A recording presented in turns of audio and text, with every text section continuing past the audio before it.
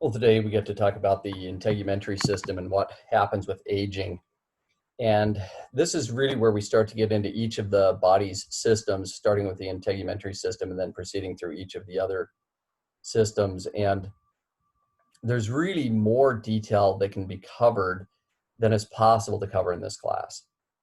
And so I've tried to focus on material that I believe is the most important or the most applicable, both in terms of the basic structure and function of the integumentary system. In fact, anatomy and physiology is not a prerequisite for this course, but I think I give you just enough of the structure and function that we can better understand what happens with aging.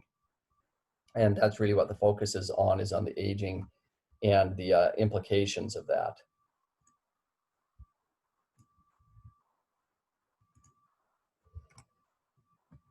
So first, the structure of the skin itself, or the integument.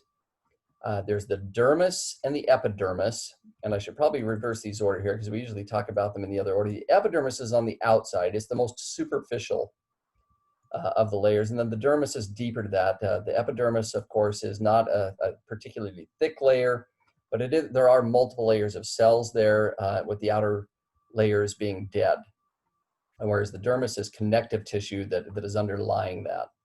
And we'll talk a little bit about that. There are 3 total layers of the entire integumentary system, because the epidermis and dermis form the skin, but deep to the dermis now is the hypodermis, where the subcutaneous fat is found. And those 3 layers form this system. The epidermis has a number of different cells.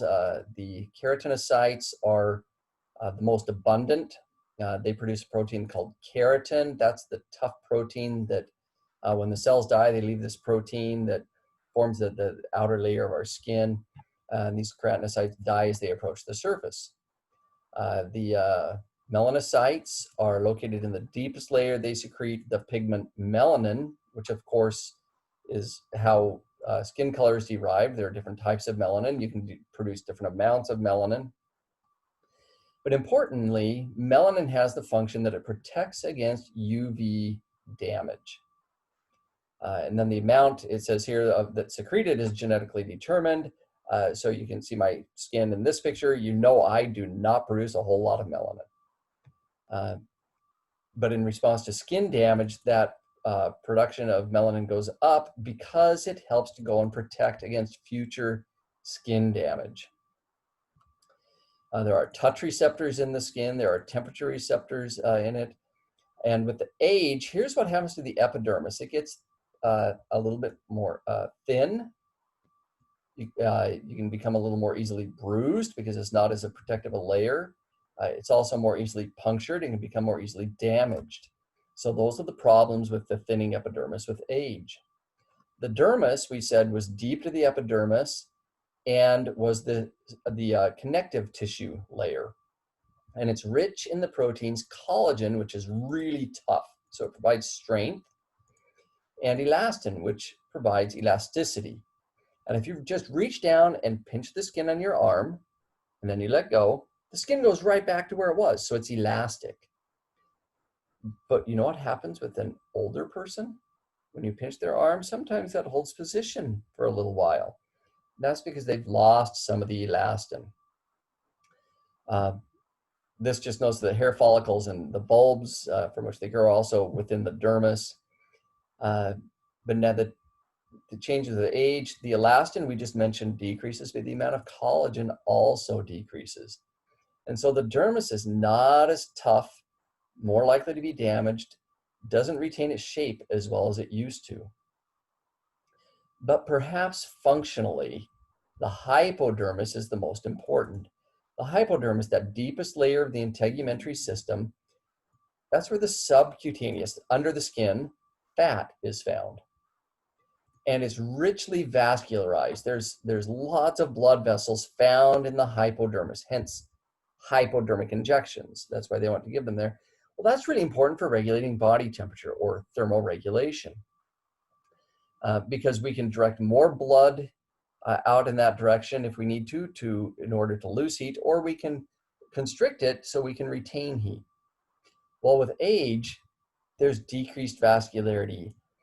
That is a functionally important problem because now the skin is thinner. So now there's more temperature lost to the environment or gained from the environment, depending on whether it's hot or cold. And these blood vessels are not as densely packed, and so so an older person cannot direct heat outwardly or retain it inwardly as well as they used to be able to. So we all hopefully would know that, older individuals, they do not thermoregulate well. They get warm more easily, they get cold more easily. And this is one of the main reasons why. So functionally, this is important.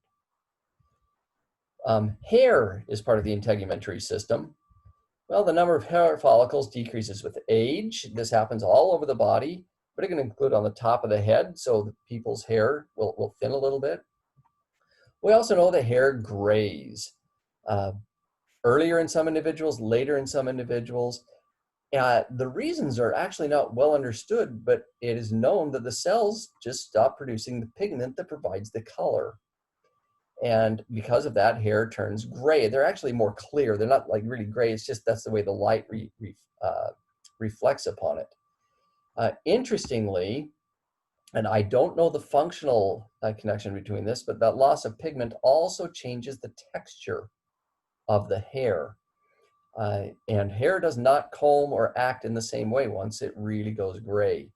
And individuals with gray hair know this because the hairs that are sticking up off the head are always the gray ones.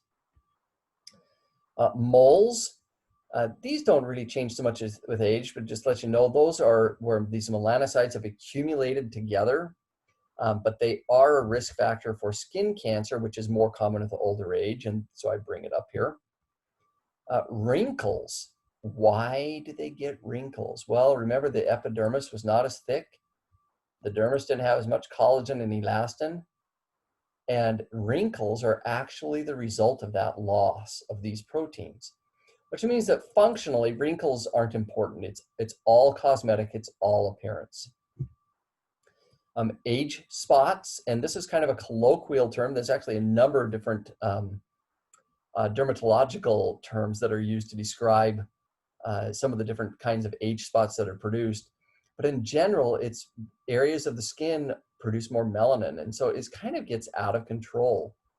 But what is known is that individuals who have more UV damage throughout their life, for instance, they burned a lot when they were a kid, or they go out and tan a lot, these individuals develop more age spots when they get older. So they want the darker skin when they're younger, but when they're older, the result is skin that doesn't look as good.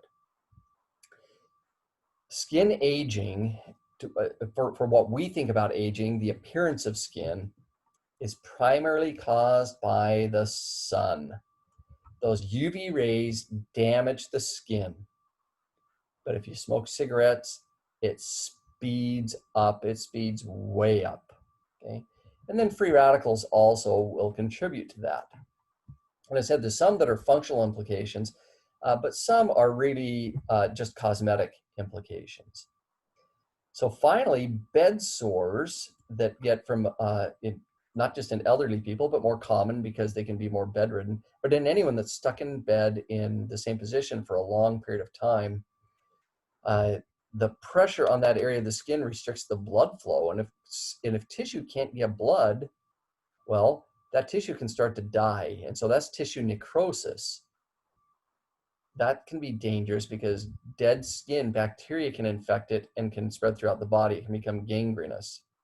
The medical term there is decubitus ulcer, not the same as an ulcer in the stomach, which we will cover separately, but a decubitus ulcer. And this is why anyone in the healthcare field knows you have to go in and turn people that are bedridden. You have to actually make sure that they're turned so that they're not having a pressure point on one area of the skin for a long period of time.